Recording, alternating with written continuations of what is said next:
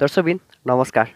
केही समय यता युट्युब वाइपिपी प्रोग्राम अन्तर्गत मेरो युट्युब च्यानल सस्पेन्डेड भएको कारण मैले केही समय यतादेखि रेगुलर भिडियोहरू राख्न असमर्थ रहेँ।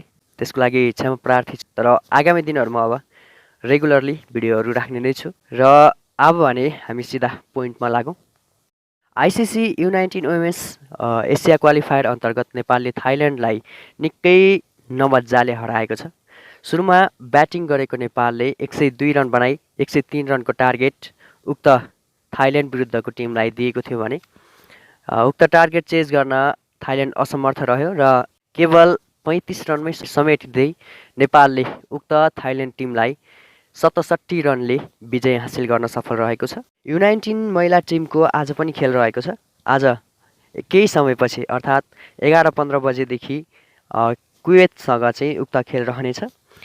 नेपाल रहेको ग्रुपमा कुवेत र थाइल्यान्ड निकै कमजोर टिम छन् भने युएई र नेपालले राम्रो प्रदर्शन गरिरहेका छन्।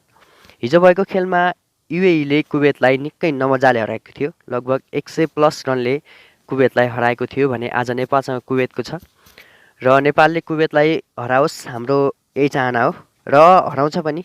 उस्तै परे केही रेकर्डहरू पनि राख्न सक्छ। खैर यस पछाडि नेपालले युएईसँग खेलहरू खेल्नुपर्नेछ। युएई भने केही कडा रूपमा प्रस्तुत भइरहेको छ। अब नेपालले जित्छ या युएईले जित्छ त्यो भने हेर्न बाँकी नै छ। नेपाल महिला U19 टिम पनि निकै राम्रो प्रदर्शन गरिरहेको छ। पूजा महतोको कप्तानीमा रहेको उक्त टिम अब एसिया क्वालिफायर अन्तर्गत क्वालिफाई गर्छ या गर्दैन त्यो भने हेर्न बाँकी नै छ। त्यस्तै अब केही समय पश्चात हुँदैछ मेन्स U19 एसिया कप। उक्त टुर्नामेन्टमा हाम्रो ग्रुप अन्तर्गत नेपाल, बङ्गलादेश, श्रीलङ्का, अफगानिस्तानसँग भिड्नेछ। योभन्दा अगाडि नेपालले U19 वर्ल्ड कपमा अफगानिस्तानलाई हराएको थियो भने एसिया कपमा अब हराउँछ हराउँदैन त्यो भने हेर्न बाँकी नै छ। हाम्रा केही आशातीत खेलाडीहरू उक्त टिममा छन्।